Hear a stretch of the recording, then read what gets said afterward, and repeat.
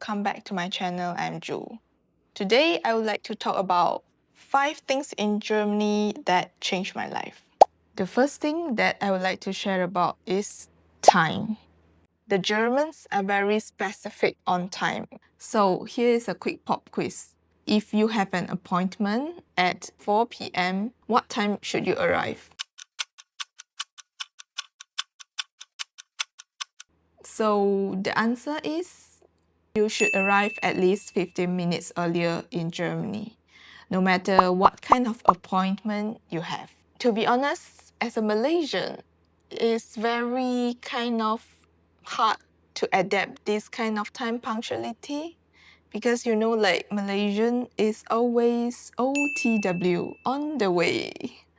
But it is very good that everyone is very punctual so that it is kind of a respect to others' time as well, as time is a very precious resource.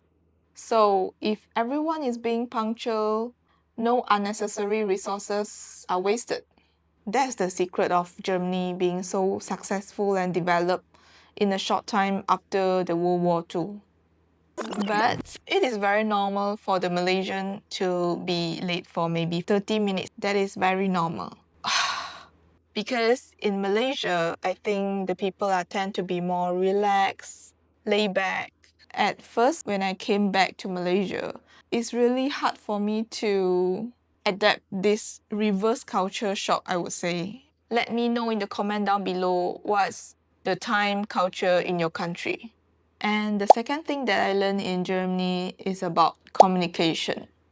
The Germans are being very famous for their direct communication, aka not really polite communication in Asia. At the beginning, when I first moved to Germany, I am not really used to this kind of way of approach to communicate because sometimes I doubted people feel offended if I say it in this way. But back in the day when I worked in Germany, I found out that the direct communication is really life-changing. Why we can't practice this in Malaysia and maybe in Asia? It really is communication and also avoid any unnecessary misunderstanding. And here comes the story.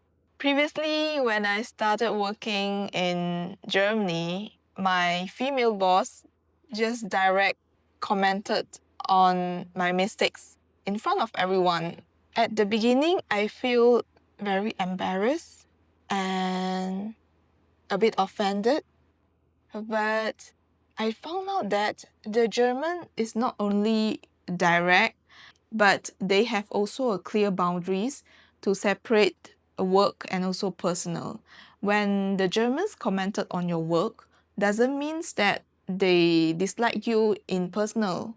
But I can understand that that is a big culture shock for most of the Asian because we are being taught that you need to be polite.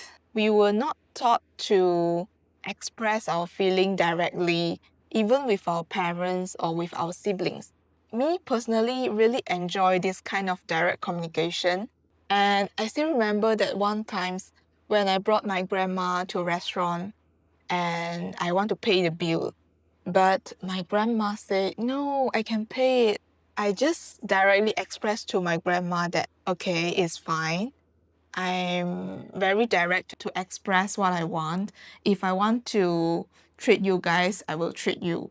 So it truly comes from my intention. It's not being polite that I want to treat you. So the next time, if I want you to treat back to me, I will express it directly.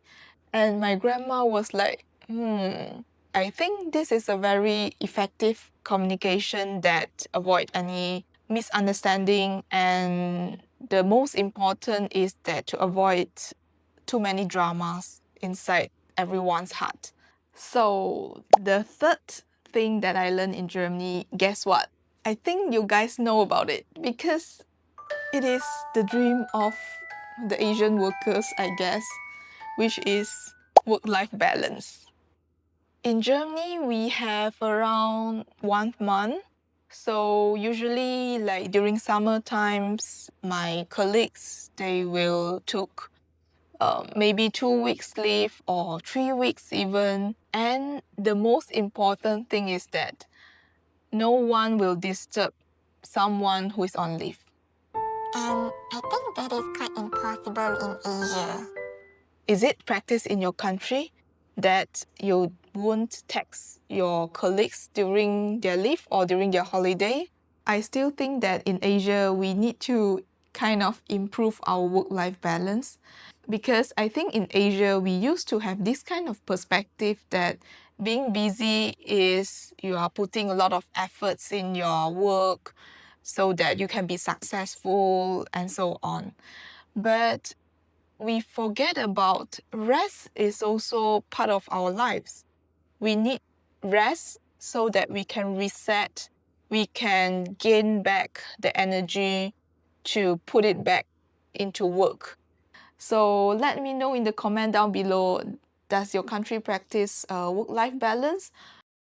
Coming to the next thing that I learned in Germany, which is being independent and having boundaries is compulsory.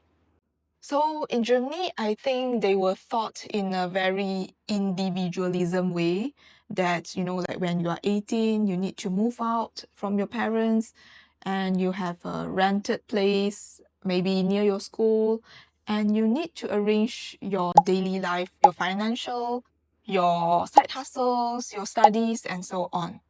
But in Malaysia, or maybe in Asia, most likely, we used to live with our parents until we get married and move to a new house. So we are more like a family-based structure, but for them, it's like more individual. So in Germany, most of the people they brought up in this way, and they are used to express their thought. They used to raise their opinions, and it really broadened my horizon to see how they can control their own life. But subject to that, we know that in Germany, the salary paid is higher and it is very usual and normal to be move out at the age of 18. But one thing that really blew up my mind is that there are many elderly in Germany, they used to live alone, even though there's some inconvenience on them. So in Germany, there's a lot of like welfare society who help this kind of elderly which live alone at home, which is very normal in Germany because previously when I lived in the north of Germany, out of the 4 unit in a block, 2 of the units are stayed by an old woman who stay alone. What's the situation of the elderly in your country? Do they stay alone or do they used to stay in the elderly homes? And the last thing that I would like to share is about education. This really blows up my mind. In Germany, I'm talking about the tertiary education, like in the uni. You need to plan your own schedule. Either you want to take your exam this semester, either you would like to attend the classes, either you would like to finish your assignment and so on, because no one will control you. If you doesn't presence in the lecture, no one cares. Like your professor or your lecturer, they don't take attendance. And that's a really big culture shock for me because in Malaysia, the professor or the lecturer, they take attendance so that they hope the student attend their classes. But in Germany, you are adult, so you need to be responsible for your action, for your life, so no one can force you. And that's this kind of opposite approach. I think it really build up adulthood instead of like spoon feed and force you to do every single things, even though in uni stage. And that's the thing that I really hope that the university education in Malaysia can be improved we are building an adult instead of a child. Because in Malaysia, we are really getting a lot of spoon feed since we are from kindergarten age up until uni age. Even though like during examinations, the lecturer will inform you like, okay, page 1, this question, you need to take note. So everything is being spoon feed a lot. We lost the ability to solve problems. I think that's the main problem of education in Malaysia.